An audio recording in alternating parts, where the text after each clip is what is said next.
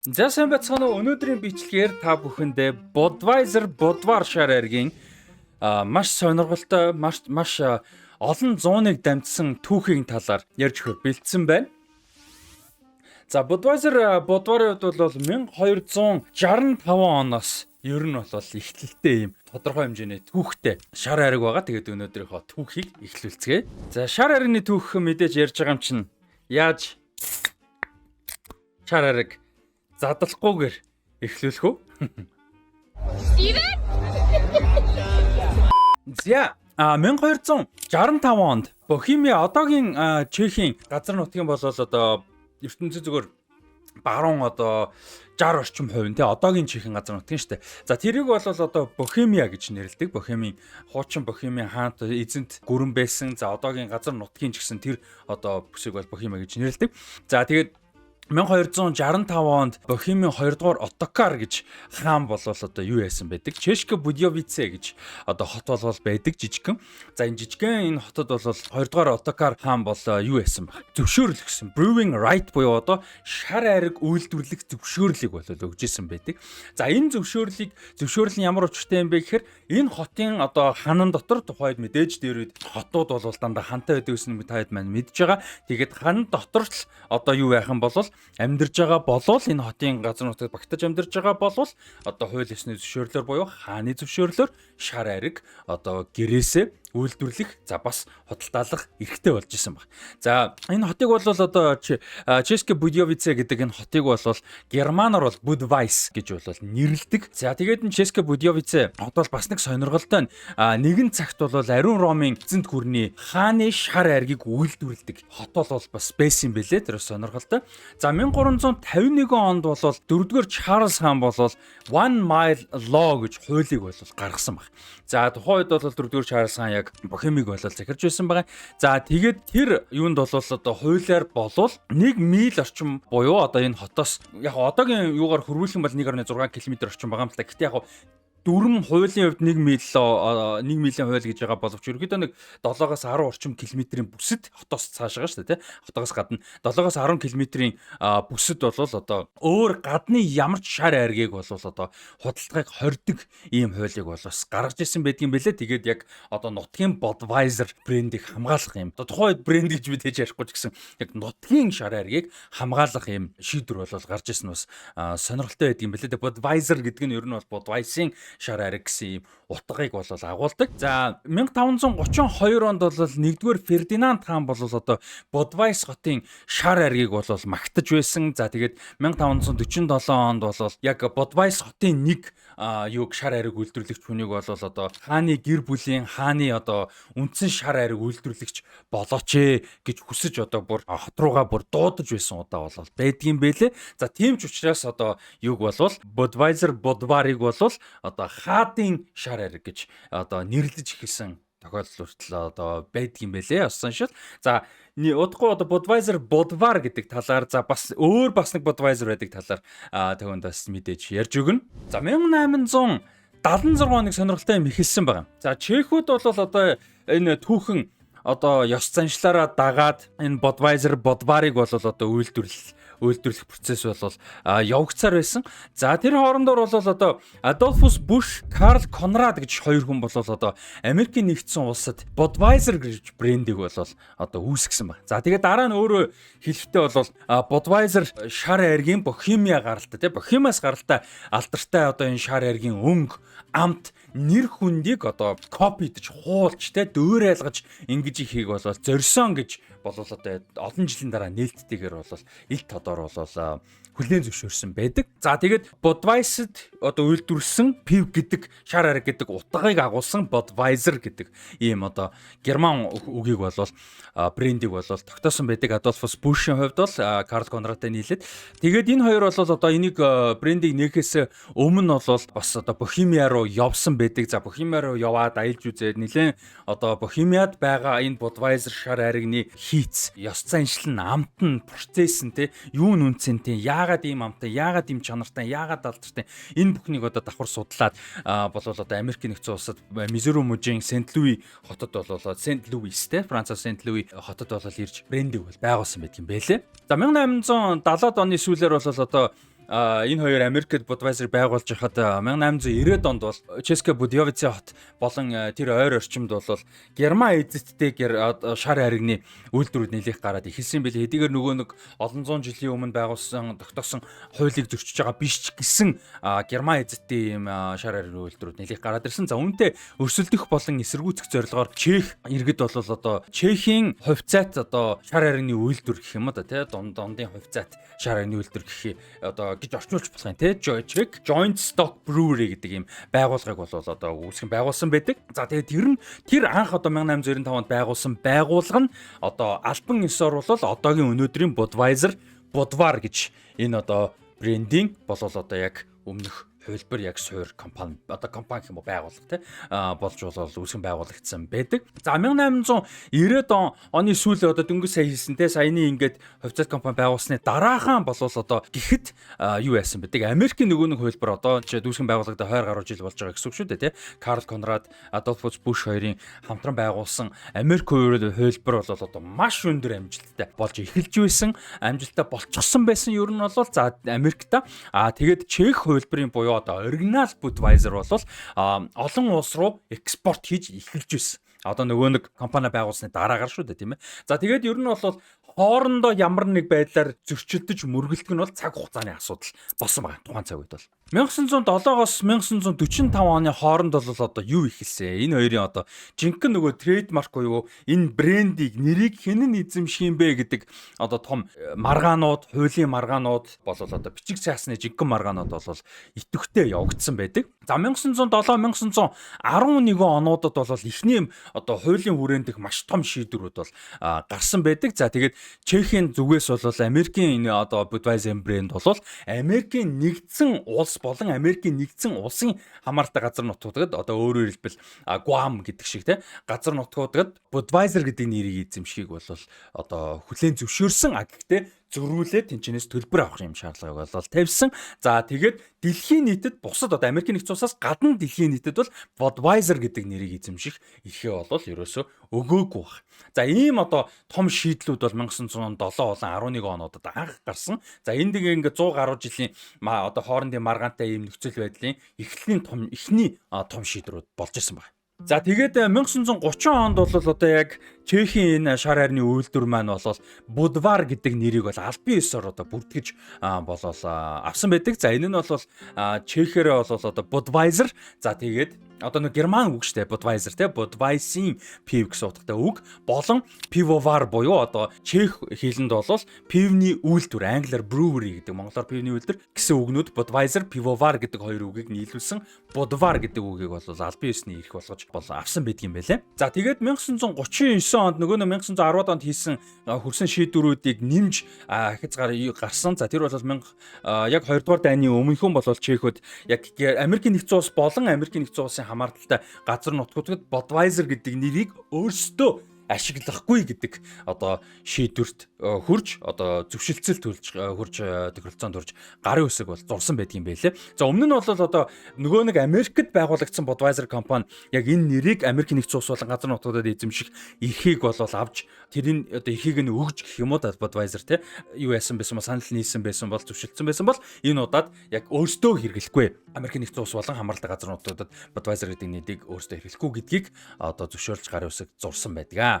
За тэгээд 1948-аас 89 оны хооронд бол одоо Чех болон Чехословак улс бол одоо коммунист засаглалтай байсантай холбоотойгоор бас нэлээд хэдэн өөрчлөлтүүд бол бас гарч ирсэн байдаг. За энэ хугацаанд бол одоо Bud буюу Америкийн одоо энэ Bud гэж брэнд те болол одоо дэлхийн хэмжээний шар харигны том одоо лидер бүтээгдэхүүнүүдийн нэг бол брэндүүдийн нэг болж амжсан. За тэгээд юм будаа одоо юунд нь бол орцонд нь ордог ийм процессыг бол ашигладаг байгаа. Юуны хувьд бол Америк Bud-ийн хувьд бол за тэр хооронд бол одоо Budvar-ын хувьд бол Чехийн, Чехословакийн Чехийн засаг төр эзэмшдэг одоо чанарыг илтгэсэн бэлэг тэмдэг бол болж байсан хугацаа байгаа. 40 оны сүүл тэгээд 90 онд ер нь бол одоо коммунист засаглалууд зүүн Европ болон зөвлөлт холбоотой улс за тэгээд Берлиний хан те Берлиний хан нурснаар ер нь бол бэлэгддэг шүү дээ те тэр цаг хүртэл бол иймэрхүү процесс бол явагдажсэн. За тэгээд 1948 онд коммунист засаглалтай болж одоо засаг эргэсний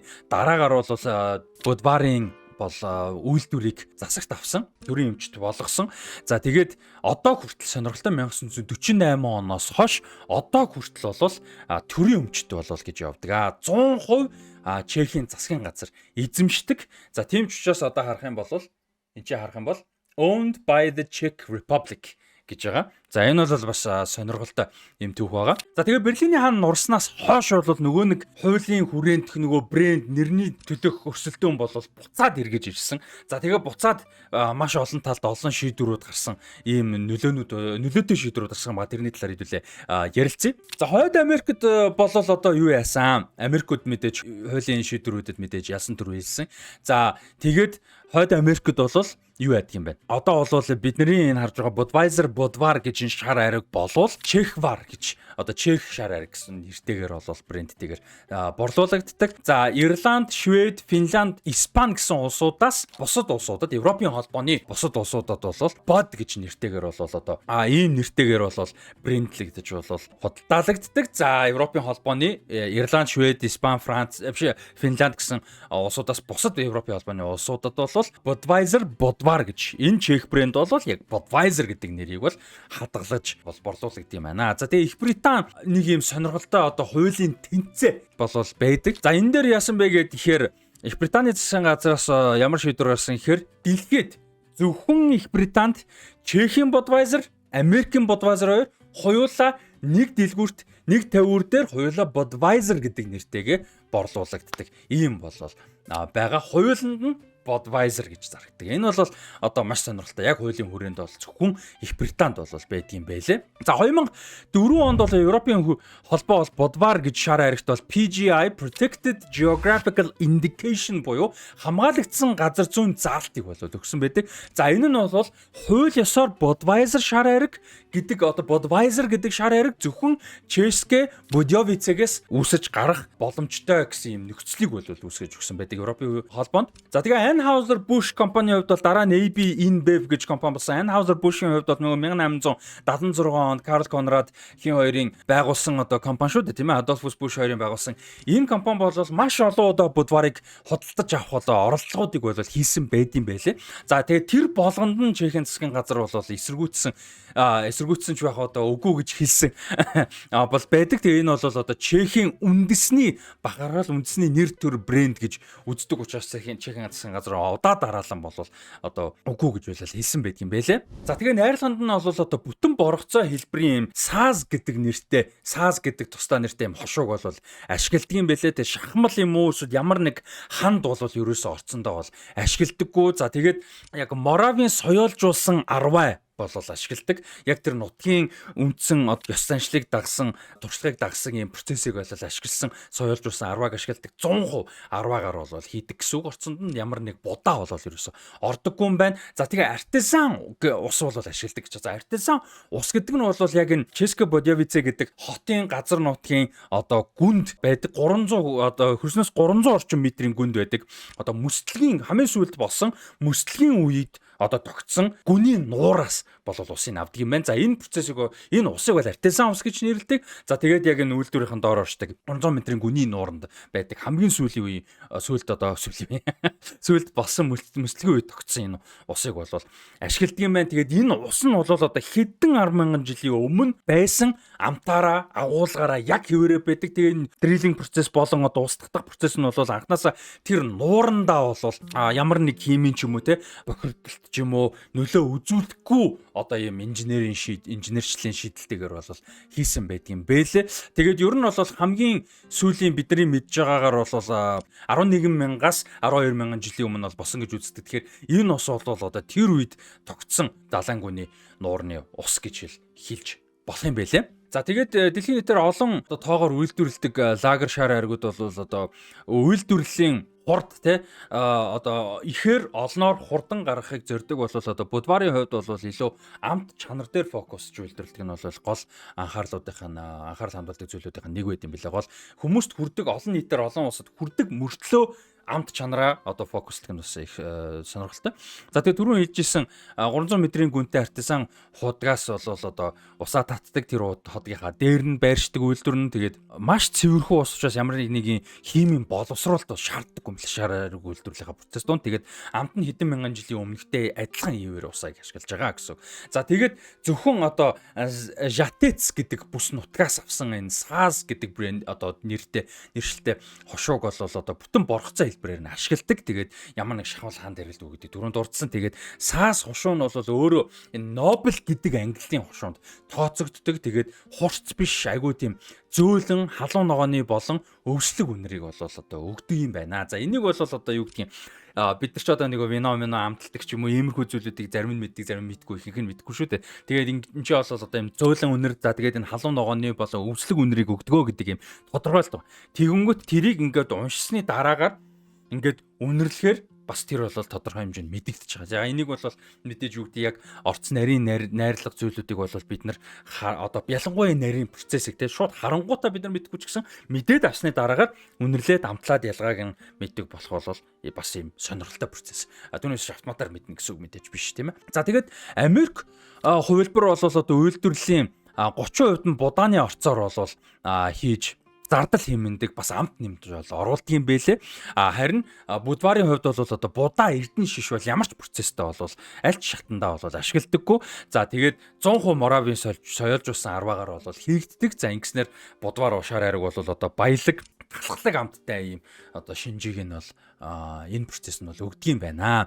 За тэгээд орчин үеийн ихэнх лагер шар ариг түрүү хэлсэн 3-7 хоногийн дотор дор хаяж 3-7 хоног. За тэгээд магадгүй 30 хоногт бол хурдан үйлдвэрлэгдэг бол будвар ориг наалыг 90 хоног бол боловсруулдаг. За тэгээд тэдний strong гэдэг хувилбар нь бол байдсан байлээ.